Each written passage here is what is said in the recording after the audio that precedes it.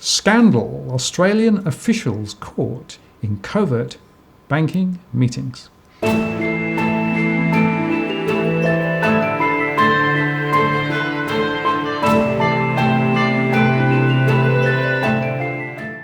Martin North, John Adams, in the interests of the people. Hello, John. Hello, sir. What's this about scandal then? Well, we have to be very careful about this, but I did receive a phone call from a source, someone who's aware of us. That person relayed some very, I would say, sensational news about our officials, Treasury in particular. What we can say is that in the last few months, Australian Treasury officials have been roaming around Europe in meetings with public officials, private sector professionals about how to resolve financial systemic issues, issues with banks, toxic mortgages. It was said to us, because just to be clear, I've been told this, and then you've also heard this on the phone. So we had dual confirmation that we both have heard this. This is not just me saying this. Sure.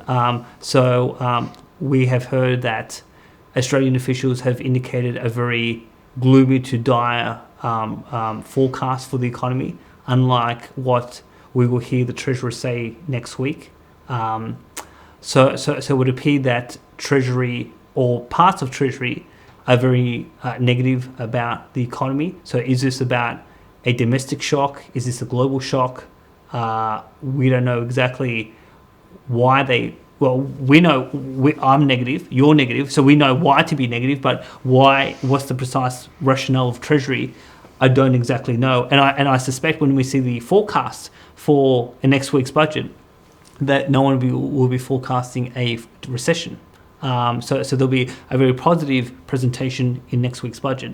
But we do know that Treasury officials have been expressing some very negative sentiment about the Australian economy overseas, and there are fears about banks getting into trouble, and there has been questions about how did the Europeans resolve some of these issues during the global financial crisis.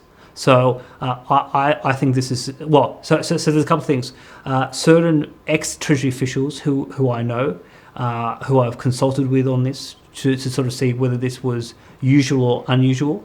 Some of them expressed surprise that this sort of consultation would happen. But on the other hand, they did say it was prudent. So Treasury from time to time does do war games, does do scenarios, does think, well, if this was to happen, what would our advice to the government of the day be? So some people said, well, don't be overly concerned by this because these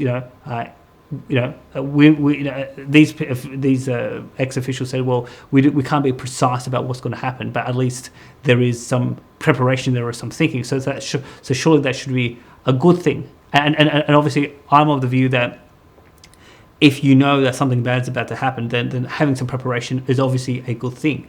But my big issue is that in the last 2 years, 3 years, a whole host of Australians have signed up to debt, mortgages, very high mortgages, particularly when the market was at the peak in 2017, on the proviso that the government, the Reserve Bank, APRA, the media, the banks, all said everything was fine, rose the economy.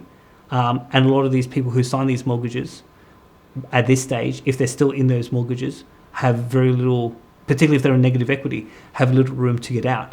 And yet now Treasury is coming up with mechanisms of how to resolve a systemic crisis if a systemic crisis was to come about. Now, 2 years ago, I could see this. I applied for a role in Treasury as an economist with a very specific cover letter to say a crisis is coming. I wish to help the Australian people. That's all that I want to do. I'm here to offer my services as a public servant. Did not get an interview. And yet now, from the source that we have, Treasury is having covert meetings in Europe, trying to figure out what they do when they could have, when this situation really didn't have to get to the stage that it is right now. Right. So we don't know whether it's just, normal course of business or whether there's something specific in their minds. But the fact that they're asking questions about banking resolutions and how to actually restructure banks, how to deal with default mortgage pools and all those things would suggest that they perhaps are more concerned than the public persona that they present. Exactly. And again, when the global financial crisis happened and people in Europe and people in North America lost everything, the bankers didn't see justice, the officials didn't see justice. There's a big concern in certain circles in this country that if we have a systemic crisis, our officials won't see justice, our banks won't see justice, and yet those who suffer severe financial loss and the social cost that comes with that financial loss, they bear all the burden and responsibility because they sign the mortgage documents, and yet the people who are responsible for the stewardship of the economy basically will seek to avoid any form of responsibility, and that to me doesn't seem fair when you think of this situation didn't have to come about. John, thank you very much. Thank you. Martin North, John Adams. In the interests of the people.